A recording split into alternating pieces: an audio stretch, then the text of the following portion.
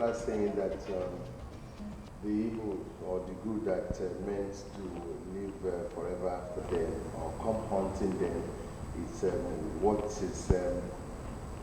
what we will look like, looking at because of the issue that have been happening recently about the Minister of Communications and Digital Economy, Isali Pantami.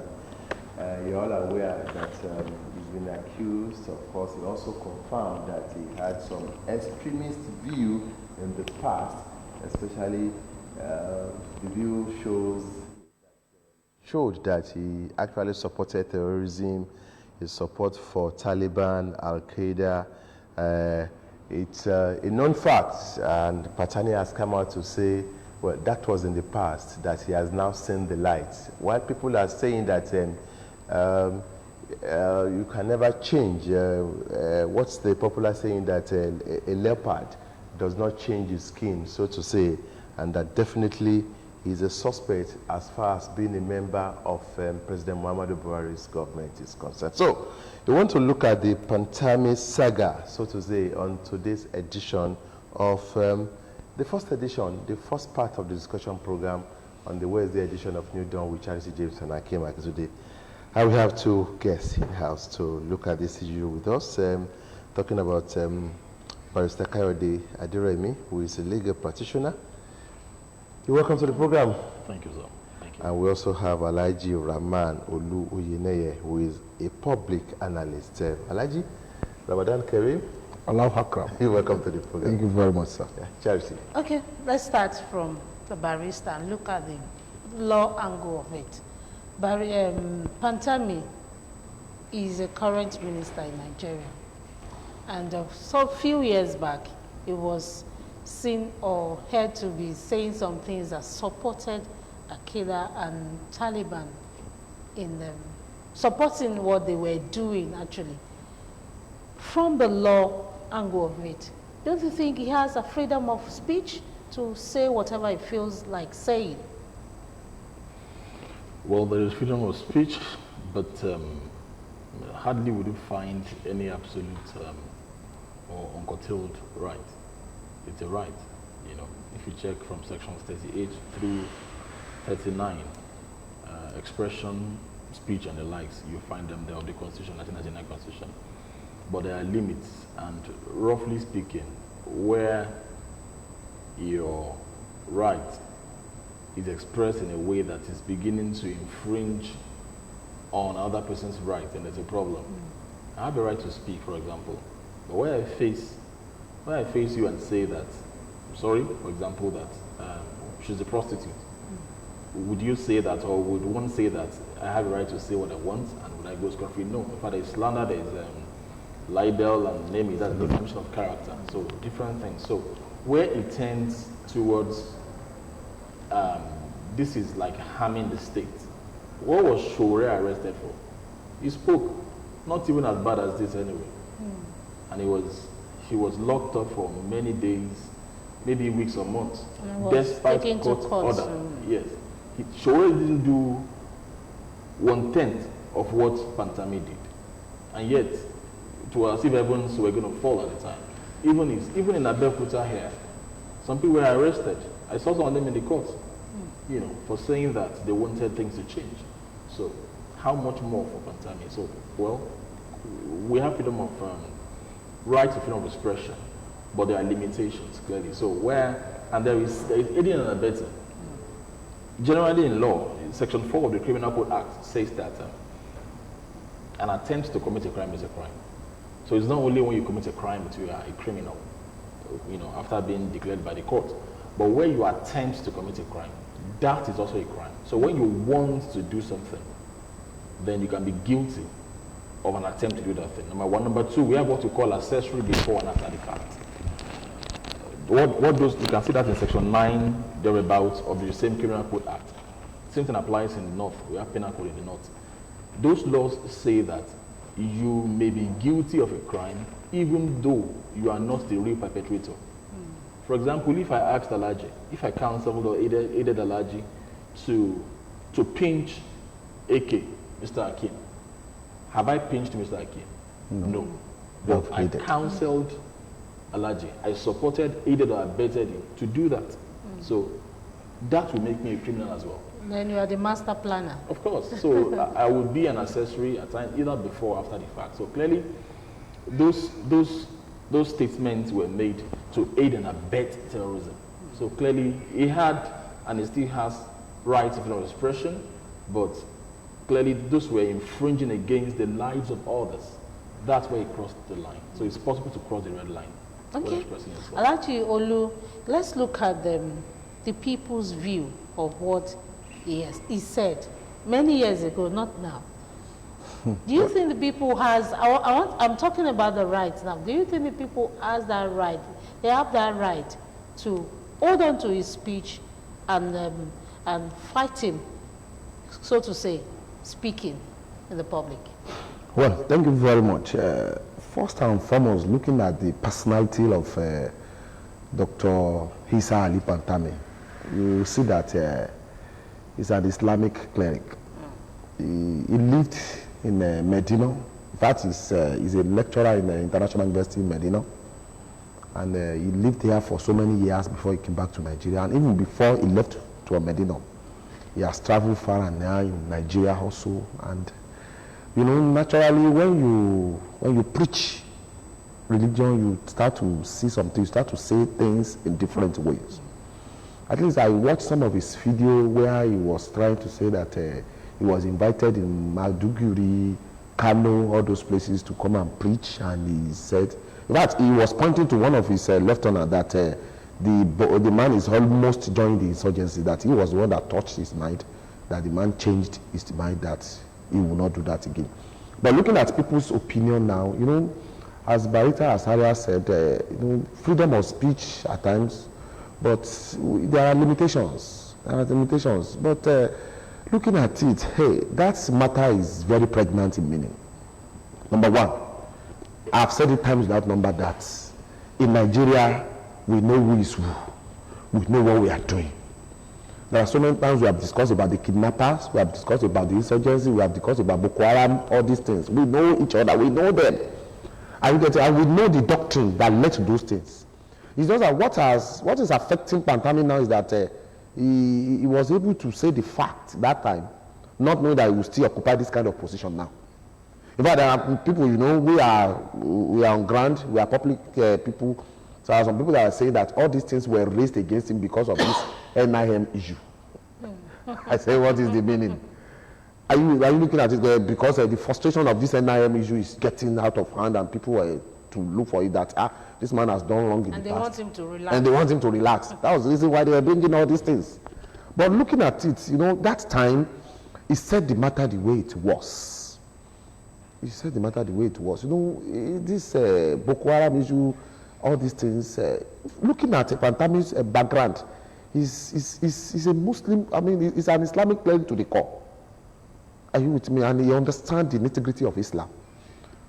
Well, you know, if you look at these things, this NSCIA, they have written a rejoinder against the Khan that they should not attack him anyhow, that in 2008, 2009, this Yusuf, the leader of Boko Haram, were bailed by the Christian leaders or all those Christian ministers or all those things. You know, everybody is trying to have a side now. That what is he saying? And I think Pantami has responded to some of these allegations that he said it the way it was that time, and he doesn't think anything is wrong. And if you can look back, President Goodluck Ebele Jonathan said it that time that there are Boko Haram in his cabinet. Abi, he said it now, that in his cabinet there are Boko Harams. So all those things, I think is a matter to be clearly, to look at it very well. Critically is a serious matter. And you look at the presidency has announced that they have no problem with the man, that he's doing fine. If you look at the fact that he was very young, Barrister, I'm coming to you. Yes. When you call youthful exuberance, so to say, and of course, when you are matured, you begin to change your view on some issue. Are we not? Don't you think Nigerians are taking it too far? if we are not in the situation we are, so to say, when did Pantami became a minister? When did the issue emanate, so to say? I mean, why are they seeing him in different dimension, in different perspective, or in different dimension now? Why wasn't that raised? I mean, was he not checked security-wise before he became minister? All these checks must have been carried out. So why is he receiving the bashing now? You see, first, I think I like to have points of reference when I'm talking, all right? That the points you agree to and the ones we have divergent views about. The first thing is whether he said those things. There's no doubt about that. He said, he confirmed, yeah. Number two, yeah, whether those things were right or wrong. Alaji seemed to be saying that they were the fact or right at the time. If those things were right or good, why did he apologize? In fact, why are we here this morning? Whether those things were inflammatory. Yeah, I agree. They were inflammatory statements. Now, to your question, sir.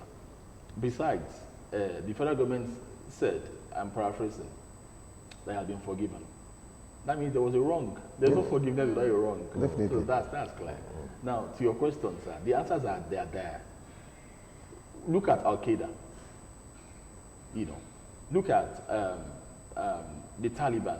Those who mentioned that he was actively backing at the time. Look at the damage they've done to the world. To the world, I agree with you. I mean, so the answers are there. There's no need to look too far. Merry-go-round. Yes, it's clear. The man has come to apologize. Yes. Yeah. Why is he coming out now? For me, that answer is simple too. I don't know whether you knew when he was saying it. I don't know, but I did not know. I don't know whether she did. Let me know more now. I didn't know. It is not that we are knowing. That he said it. That he said it. 2008. When you know, you complain now. Yes. If we knew then, we would have complained. And that's why there are usually ministers, even commissioners and on state level are put to the scrutiny, right? They are profiled. They ask them questions. They try to pry into their lives, see their past, see what they've been through. And I'm sure that the SSS profiled him. Well, I'm not sure. But it should be the norm, where people are supposed to hold public offices. Let me come. If I agree, if the SSS profiled him, I'm not too sure they didn't see all this or they didn't know all this. And despite all this, this man, because I mean, looking at this plainly, you cannot read a data of such a man. It doesn't matter the goodness is bringing to a government. And you say, yeah, this is still a good man. Now, if they profiled him and they saw all this, and the Senate also screened him, what does this say about the government? Number one, let's I said I like to speak from points of reference. We are speculating now. We don't know for sure whether SSS saw it or not. Or not, yes. We don't know. We can only say they should have, they should have seen it. All right. But let's take it that they saw it and they overlooked it. Are we saying that, you say, what does that speak of the government? Of course. If they saw it and overlooked it, that's pure politics now. But DSS is answerable to who? The president. The presidency. Who appointed minister? President. The president. So what if he calls them? Remember, this is just like a hypothetical discussion. What if he says, that man, he has a jagged past. He has said some things you should not have said in time past, but I need him in my cabinet. Do you think the SSS will have the guts to say, no, Mr. President, we cannot do that? They won't dare. There are even similar issues now. Of course. Look at that too. Look at that. So, there are similar issues in Nigeria. Would we say that from the way Kemi was profiled, they didn't see that he has not served in Nigeria. The NYSC had issues. Issues. But where there is a vested interest, where the man says, remember, from what I've said, it's clear. It is by the way, the powers of the president and the governor, they are too much. Very much in Nigeria. They are enormous. They are like God. Yes. So you are the one that appoints the head of SSS. Yes. You are the one that appoints the ministers. Yes. You are now saying SSS that you appoint and you approve their salary should profile someone that you want. They won't want to offend you now. Most likely, they may, assuming they saw it, they may call her, His Excellency, sir, we have seen so and so and so and so thing about the person. That's the most likely thing they're going to do. Really. Yeah, sure. Hardly would they do something. That's the eye they can do. Yeah, in fact, it's even the ideal thing to do. Because the idea, when the SSS profiles, let's even ask this question. Is it you they submit the report to? Profile report. It's the president. It's not even the governor. It's the president. So, so it is him they will still bring it to. He pays them, he appoints them, he sees the profile results. And okay, he said this about Arcadia. Okay, fine. I still want him. Oh, they do. Does SSS have power to say don't appoint him? No. Remember, they can only recommend. They can't approve. They can't impose. They can't say, President, you cannot. No, Many they can only things in recommend. Nigeria. So the answer is just to expose this thing and present to, if you are not careful, we will demonize the SSS. Exactly. So a lot of things are skewed in a way that the governors are too powerful at the state level, and the president is too powerful At the federal level. At the federal level. It ought not to be like that, really. There ought to be a devolution of it. It's just a way to look at, for example, I think it was in Lagos State, for example, that the governor was presenting cars to judges. Yes. A governor. It's not rocket science. The governor is heading the executive. And the chief of judges. The chief judge is heading the judiciary. Separate arm of government. Yes. They are leaders in their own right. The speaker is heading The legislative. legislative assembly. I was in a particular state so many years ago when a speaker was calling the governor. You would think he was talking to, I don't know, maybe To God. the president. Yeah. Hello, sir. Sure, sir. Excuse me. When he now dropped the call, I was a little bit close to him. I said, sir, who are you speaking to? Was it the governor? I said, yes, Excellency, age-wise, Ojulo now. This man was... Maybe he's respecting the office. With the governor addressing like that. Why can't the governor respect his office? What is the maybe about? They are same. Governor is the head of the executive. He is the head of the Who legislative. approves the cards that they give them? Yes, now. So imagine if I'm the governor and you are the chief judge and I bought like a 20 million naira car and I give to you and I have a case in your court that I have interest in. Will you want to offend me? It's not likely. So to make it worse, it's now made public. So the government will not be handing the keys over to the judges as if they are subjects to those things are twice. But there isn't a case in Nigeria where the governor asks a chief judge to leave the ceremony. Yeah, In this country, it's terrible. There was ask him to walk out. There was They should match the chief judge out of the ceremony. You can imagine that. So it happens because the thing is skewed in a way that and the difference, the simple reason is this: economic power is wielded by the executive. That is it. That is the problem. So he can choose to punish them. What if their accounts are rickety, and he fails or refuses to sign them, for new procurement? So it is skewed in a way that they are way too powerful, and the power needs to be shared going forward. It needs to be shared. So that's the problem.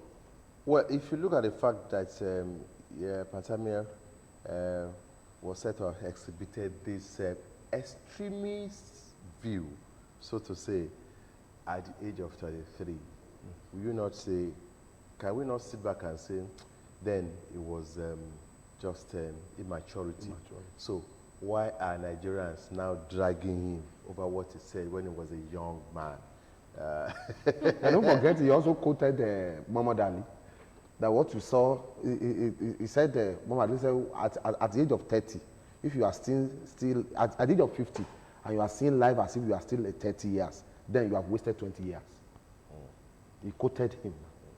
So, well, this Pantami, what I want us to look at it in that area is also this, not too young to rule. We should look at it very well. We are saying it. We want youth. We want youth. Youth should come up. But youth should also sit down and look at the matter holistically. We should also, everybody has the past. Even those that are elders. I was watching one of the Fela music yesterday. I was saying, how will Fela be abusing Buhari like this? Very powerful that time. So which means he also has past. And we are seeing it now. So what I'm saying in essence is that, this issue should just be laid to rest. The reason is that everybody knows the source of the problem. The source of the problem is that the man is trying to bring out one issue, that is this Boko Haram or see something is existing, and it seems to know some of the sources in Nigeria here. That was what he said. And you know, every one of them, they know each other. They know what they can do. They know what is going on in the country. So I think that's part of the problem we are facing. Now, we have to be frank with ourselves. We have to be realistic. That's the problem. Because looking at the man background, and we should also stop giving people's portfolio that are not based in the country. The man said he was invited to come and be the minister, and he didn't fit that he think he has to come home and pay his dues to the fatherland. He has not been here for years. He has, and even looking at it, Minister of Communication and Digital Economy. What has been this is an Islamic cleric to the core. Is this is not his field? I don't know. But well, to buttress what Barrister has said, the president has the power to appoint anybody. The president can appoint a medical doctor to be a minister of education. It happens in Nigeria. So anything can happen in Nigeria. But the thing is, we should look at it, and the government should be sincere to the citizens. They should be sincere to us. We have so many problems. We have so many things. I was reading it while I was waiting at the reception. I was seeing when you are reading the headlines that the Buhari is now seeking for the support of the U.S. Now seeking for the support of the U.S. All this why? You know, I think we should look at it very well. And the government should be sincere to us. And to buttress what Barrister has said, no, I said in Nigeria here, the governors are very powerful, and to know the level of their power, they can turn a man to a woman in Nigeria here. I used to tell people that governors and presidents are very powerful, and those powers need to be shared. Charity, before you come in, Barrister, let me just, if you ask me the way I stand here, that's going to be the way I'll ask you the question. My view about this thing is that Nigeria's problems is Pantami's issue should be the least of all Nigeria's problems. Don't allow us to get distracted. What do you think? Well,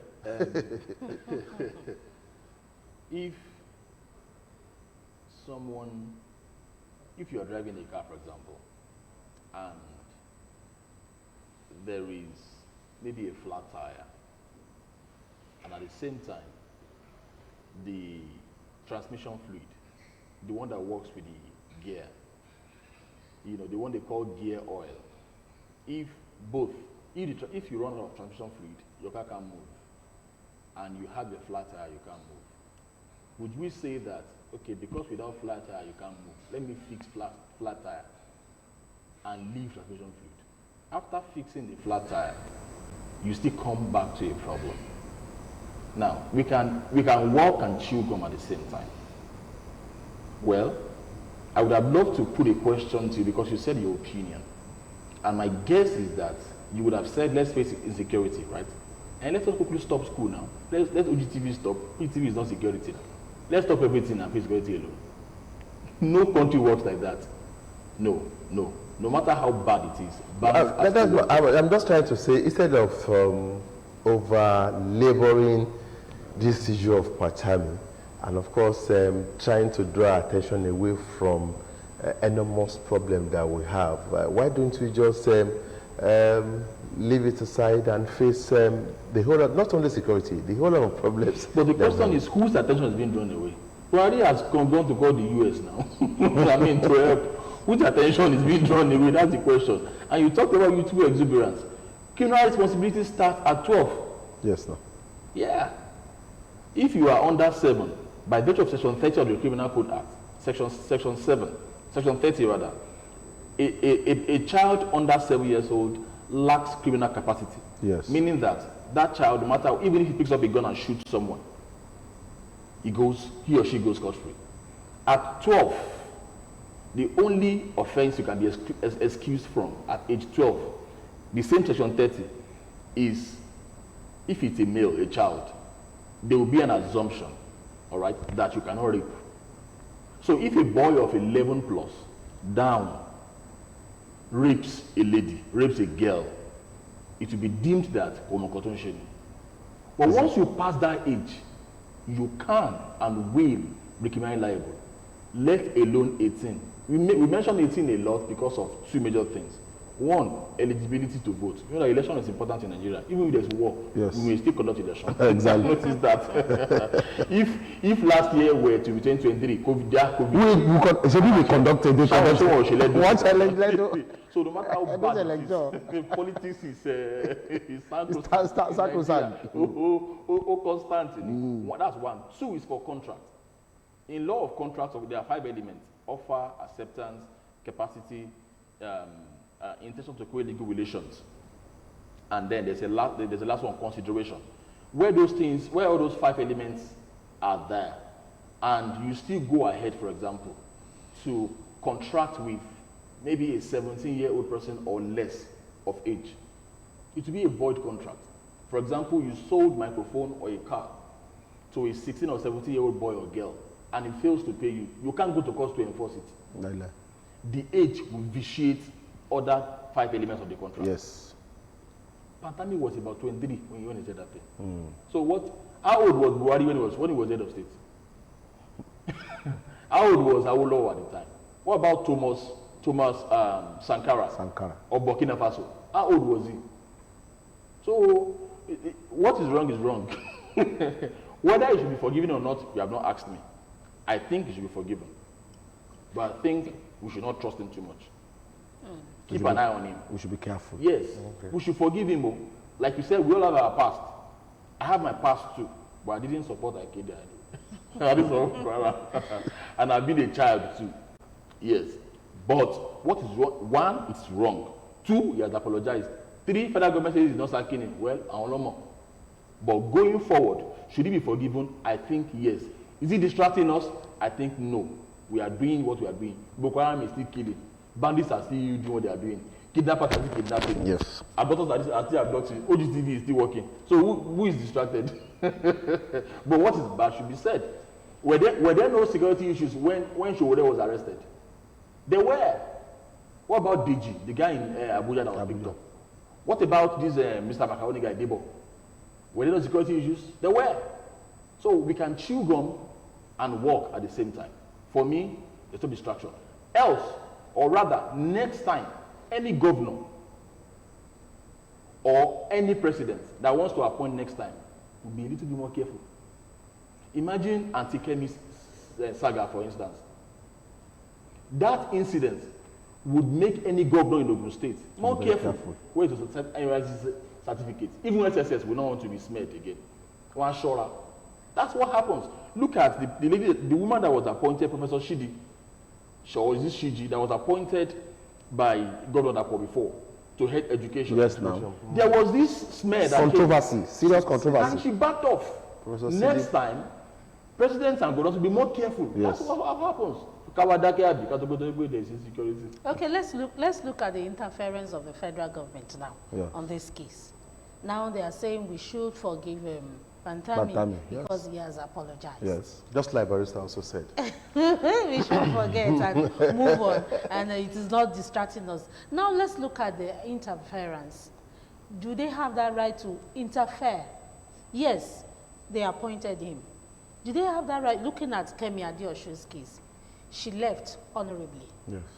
And now Pantami is still there in the office.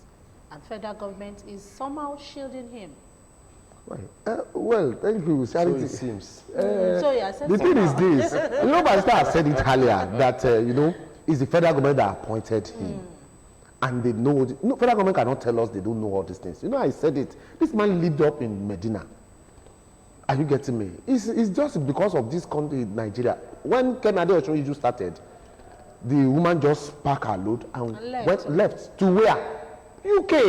He based up in UK. When Kemi is speaking, if you don't open your ears very well, you will not listen. You will not get. She speaks British English. She speaks Queen's English. All those things. See, they were brought up there. It is true. Majority of them has gotten enough experience over there. And we expected them to come here and exhibit those experience or those exposure to assist the country. But at the same time, if the environment is not palatable, I think they have to leave. For this thing now, I don't expect federal government to do anything less than what they are doing. It's the federal government that appointed him. And the war, so the federal government says he should apologize, and he has apologized. I said it, I quoted Jonathan here now, that Jonathan said there are Boko Haram in his cabinet. It's just because Buhari has not also said it, that there are Boko Haram in his cabinet. That's why we have not seen that. And you know, I said it, we have to be sincere. The federal government knows that, or they know all these things. They know Boko Haram, they know. When they are kidnapping up and down. I was watching a video, look at the way they kill people in Benue State. Governor Otom was almost crying. That's why all these things.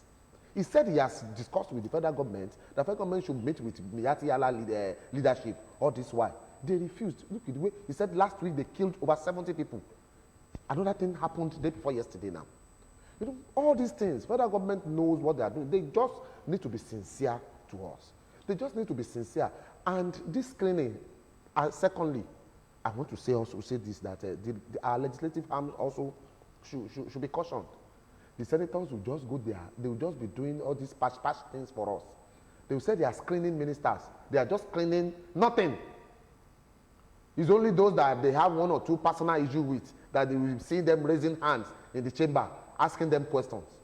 When you are screening a minister, I think that minister should be properly screened. Look at this minister background very well. Well, if the federal government, if the president now insisted that they are going to appoint that person, you've done your job.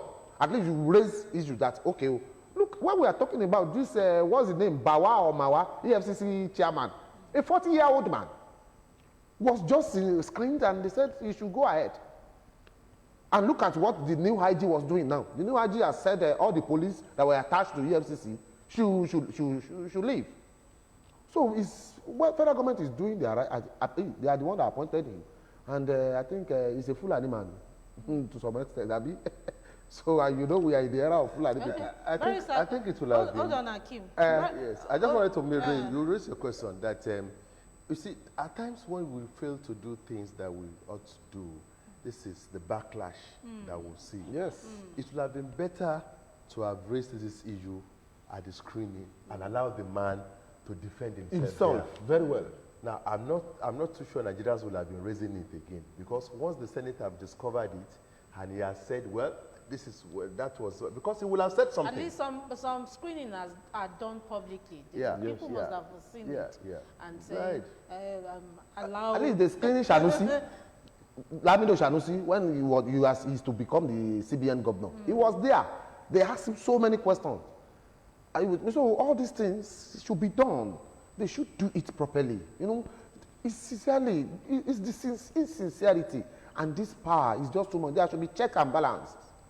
There should be insincerity, and this power is just too much for the governor. It's just that we should be grateful to some. I want to buttress what Barrister has said. We should be grateful to some governors that has listening here. If it was other governor, this former commissioner for education, he will not change it. He will say, if you want to die, die. No. He will not. But we should just be grateful to some people. You know, I said it. Those that do it well, we should appreciate that they do it well. And those that are doing bad, Barrister said, we should say it. We are not going to die. Well, if you die, our time has come. Just like Barrister said, just let me learn. You come with your question. I think going through screening the right way or the normal way, or not doing it the normal way, asking the right screening questions at the screening venue, or not asking the right question at the screening venue, all boils down to what you just said earlier on, or what you said in politics. So. I was going to ask him about the sincerity of the federal government now. Don't you think federal government is sending signal to Nigerians that you can follow your leaders if you want to? Leaders, religious leaders, looking at Isa Ali Pantami now, he's a religious leader and he has spoken that way. And some people will believe him and follow that trend. Don't you think the federal government is sending wrong signal to Nigerians looking at that issue? Well, most times, I don't know whether it's the way I hear questions or the way I process them. Most questions seem to have answers hidden in them. I mean, it's clear. It is clear.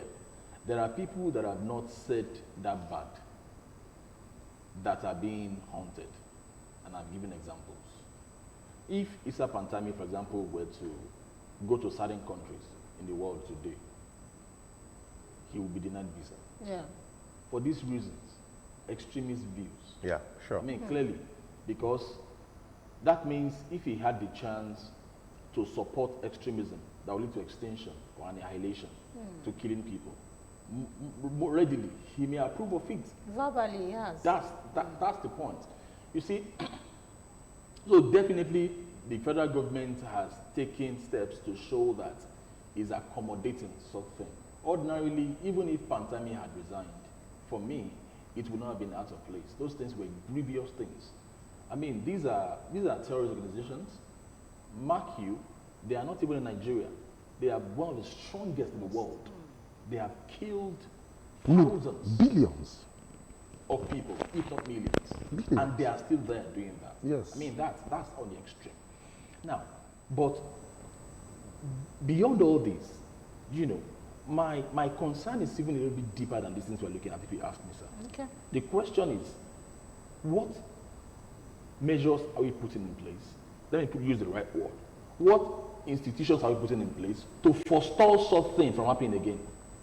How are we not sure it can happen next year, even this year again, someone is appointed? next month. That's the issue. So we just talk about things, we don't have a concerted agreement about it.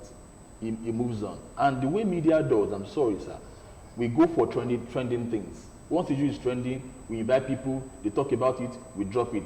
Pick something else again, discuss it, we drop it. How I wish there can be follow-ups.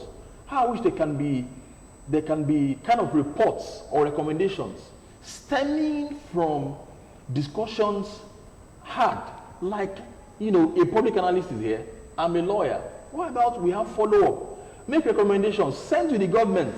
Whether they implement or not is their problem. Done our own. But from new dawn, hard on so date, Carol Adeyemi, a lawyer, Alhaji Oyineye, right? Yes. A public analyst were around. They said so and so. These are recommendations. With that, if you like, publicize it. After all, before this program started, you showed them today in history. Yes, sir.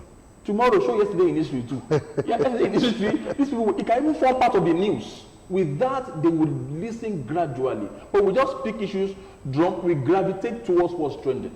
And once the thing stops trending, it dies. It dies. It comes. Now, there is a movement that myself and some other leaders in Ogun State started. It's called YPM.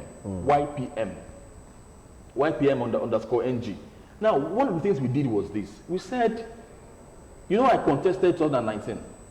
And one of the reasons I contested was because I mingled with some people in power, so to speak. And I discovered that with due respect, I'm sorry, with due respect, many of them seem to lack substance. I mean, they will get there and will say, Kinekawa Sheba, oh, let me ask you, sir and ma'am, you are renowned journalists. Is there a template, for example, in the national or state level, like a blueprint to follow, to advance or for capital development for youths? I mean, human development for youths. I mean, we hardly find such. Why can't there be? So in YPM, we now said, of course, I lost when I contested. But in YPM, we have an acronym, STEP, S-T-E-P. The idea is this: before we even push you out to support you, we must have internally run a background check on you. You know, S for service. Dr. Abiodun is a public servant. Yes. Why? Because the tax of the people, of the public, is paying his salary and other allowances. Same thing for all appointees. Same thing for my boss, Speaker Oluomo. Same thing for the CJ, Chief Judge. All of them. People's money. That's the fact. So let us stop calling them rulers. They are ruling. What are they? Are they kings? Even these days, Oba can't put leg on my wife, for example. I will sue the Oba. Yes, sir. I mean, or the ballet. Times are changing. Let's use the right nomenclature. That's why when the former governor of Niger State, Babangida Ali, was there, he said he called himself chief public servant. He was trying to change the orientation. That's the way to go, if you ask me. Step for service. T for transparency. If I'm not stealing, why should I have a problem if you ask me questions? Now, if you pro federal government, they will say PDP is sponsoring you. If you probe Oyo Makinde, Makinde of Oyo State, you will say APC is the one sponsoring Opposition. you. But when people ask the right questions, we demonize them. Now, if it will be difficult to see me fight in public, for example, do you know why, sir? First and foremost, not Tommy Leary. Number two, because I'm a lawyer. If a lawyer does that, I risk losing my license. So within the NBA, there is a committee that disciplines lawyers that do that. Disciplinary committee. Yes, just like Dan Ladi, the justice of the Code of Conduct Bureau, what he did. Yeah, there's a petition against him now. Yeah. That his name should be struck off the roll of lawyers. So, but where there is no internal mechanism to trim those things, it will blow. Don't we see bow and go at the National Assembly? Very many. During screening. What is taking Very many. And unfortunately too, Very many. the president just sends names of nominees. Yes, now. He doesn't attach portfolio. Yes. That's why Fashola, a lawyer, is heading power sector. And no engineers. Yes. I'm not saying he has not done right too. But how do you profile a person that you don't know what he's being appointed for? Ngige, a doctor, heading labor. Heading labor. A medical doctor for that matter. Are there not enough comrades that are very, very versatile? Keyamo. You know, you look at Keyamo. Keyamo. So many times we may have square pegs in round holes. So if you are, even in the state level, if you are nominating somebody, okay, I'm nominating Kayode Aderemi, for example, to be the Attorney General. So when I get to the House of Assembly of Ogun State, they can ask me questions regarding law, not asking me what is the education curriculum. Because they are not sure whether I will be Minister for Education or Information. So if, for example, Pantami Communications, Minister for Communication for that matter. And digital. So if, for example, his portfolio had been tagged, you know, to his appointment, perhaps they could have, you know, Screen him and lock that perhaps. But nobody knew. What if he was Interior Minister or something? Or even for finance. Exactly. So there would have been no point. So these are things. So going forward, let us begin as Nigerians. Remember, we are the ones paying their salary. Begin to demand for these things. State level, federal level. Attach portfolio to your nominees' names. So you can ask them the right questions. Then two, let there be internal ways to screen people. Check people's track records. I'm not too surprised, for example, that we have downturns in the economy. Yes, because from my own little research, I have not seen so much business that President Buhari did and succeeded in. I am not castigating him. Although he has finance minister, I understand. But you have to have something, a little of everything, to lead in that level of over 200 million people. So track record is important. Yeah. Some people's arguments, which to some extent could be genuine, is the fact that it doesn't matter the view you hold on to. And of course, you have the possibility of meeting people and try to convince them on what you believe in. There are possibilities that you might have convinced, no matter how minute, some few people into believing in what you believe in, even though later on you now reversed. Are those people too, have they reversed? Have they seen the light, just like you've seen the light? Because they see him as a mentor. So, the question now arises, his continued stay in office, is it a threat to national security, Pantami? Your view? Thank you very much. Well, looking at it, you know, I said it, the problem we still have is insincerity. It's a threat because looking at it now, it's representing some people, some group. Some group will believe that. Look at it. I said NSCIA has written a rejoinder to what the Khan has said, telling Khan that it was the Christian minister that released the bail of Yusuf, Boko Haram leader in 2008, 2009, and all those things. No, they will believe that because if you ask the federal government to leave him, to ask him to leave now, they will say that some people's slots have been taken away. Are you with me? It's a threat to some extent, but at the same time, we have to look at it. Looking at it, Barrister said that if you have offended and you have seek for forgiveness and you have been forgiven, in law too, we forgive. Hey, go. So why he has been forgiven? I think it should be left alone to handle the something. But to a very large extent, it's just a lesson for us for subsequent appointments. It's a lesson for subsequent appointments that we should do proper scrutiny of whoever we want to appoint into any public office. We should do proper scrutiny. We should go further. We should go further to look at what they fit into. You know, that has been the problem in Nigeria. We don't normally put a round peg in a round hole. We don't do it. We just look for things, all these politics. At the same time, we will now be saying, that is when we will now be talking about federal character. That is when we will now be talking about geopolitical zones, that each state must give us a minister.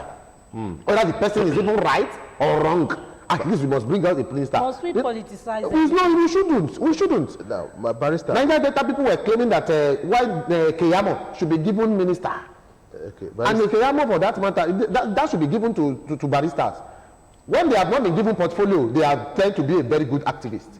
But by the time we look at Keyamo now, what is he doing now? Which means Falana tomorrow. If Falana is given an appointment tomorrow now, it may turn to be something else.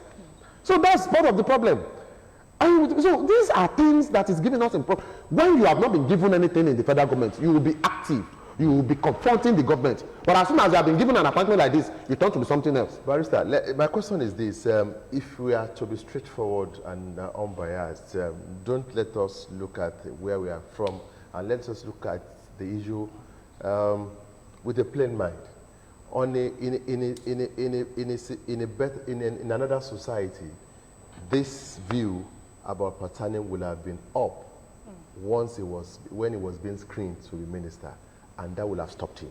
That is enough to have stopped him in contesting or even appointment of anything. Now, what is the lesson of this to the youth, especially when they are still around that age of Pantami and they think it is all Luta, and in the nearest future they now find out that they could be useful to that society they were claiming should be ruled or should be disturbed with Aluta. What is the lesson here now?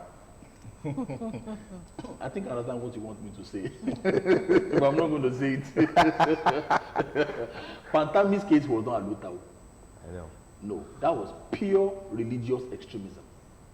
That was pure bigotry. There's nothing wrong with Aluta. Yes, Yorubas will say that, you know, Tabatin Dagba, some things will be done by the youth. It's too exorbitant. Yes, some things will be done by the youth. What did Buhari not lead the protest in his old age in Lagos? Yes, now. During fuel subsidy thing. During Jonathan period. Was that not Aluta? Is that Aluta? Aluta means struggle against what is not right. Yes. As you also did that. Fatola was there. Fatola was there. So there's nothing wrong with Aluta at all. Let's not mix it at all. Maybe I should just say, that was clear. What is the lesson to the youths who hold extremist view, just like we are having now, this one hunting Pantami? They are ambitious. Yeah. Yes. For you. Because you could have those views, I think, I don't need Nigeria for anything, just like you said. Eventually in the future, you now need Nigeria. It's now hunting you. Or Nigeria will need you. And Nigeria will need you. Yes. Now, that's what I'm saying. And we have so many people that share same view outside. Yes. Extremist. Yes. It is clear. You know, I've said it. There are answers in questions when I hear them. The answer is there too. Those that have extremist views, stop it. I mean, for what you have said, it could be detrimental, not even for future sake, even for now sake. It could be detrimental, all right? So, and of course, there could be slips at times, slips of tongue, for example. But when you hold views that are hurting other people, there's a problem with it, yes? So, that even still, and by way of course, I've answered that question. It is evil, it is bad to be a bigot, especially religious bigots, to have extremist views. But look at even the way things are structured here, for instance. Why Section 10 of the Constitution says that no state shall adopt any religion as a state religion. That's the law. So why do states sponsor people for pilgrimages? Why? Why not sponsor them to go to the moon? Is that not more beneficial? What has that done to us as a country? We pray a lot. Churches and mosques fill everywhere. But we are so godless in our activities, in the way we act. Why do we have kidnappings, killings everywhere? Yet there are churches, people are fasting after kidnapping. So definitely we have seen that religion truly is an opium. You can be religious and not be godly. And not be godly. It's possible. So governors should stop from cancel pilgrimage. Why are you sending me to Jerusalem? You want to go there, go by yourself now. So you now spend taxpayers' money to sponsor such. That is if you think one by me. Why would you go and bring Pantami from Medina to go? To go what is he doing there now that is special? For example, when there are people with more gauged and measured lifestyle that can occupy the same position and deliver well. So we have to look very, very much inward. So what governors are doing, even in the federal level, is unlawful. To wit, sponsoring people for pilgrimages. You just used legal to wit. Anyway, that's how it's going to be. To wit. Put an end to this program right now. But it's been a very incisive discussion, so to say, with Mr. Kayode Adiremi, who is a legal practitioner. Thank you very much for coming. And of course, Alaji Rahman Oluine, a public analyst. We have also enjoyed your company this morning. Thank you. Well, we've been looking at the Pantami controversy, and we hope that we have made one or two senses to you. You can hold on to your opinion. You have the right to hold on to that opinion. But just like Barrister said, being a bigot, it's not allowed. And of course, it's not too good for the nation. And holding on to extremist opinion could be detrimental now or in the future. That's how it's going to be. We'll be back with the second segment of the discussion program. Thanks for watching.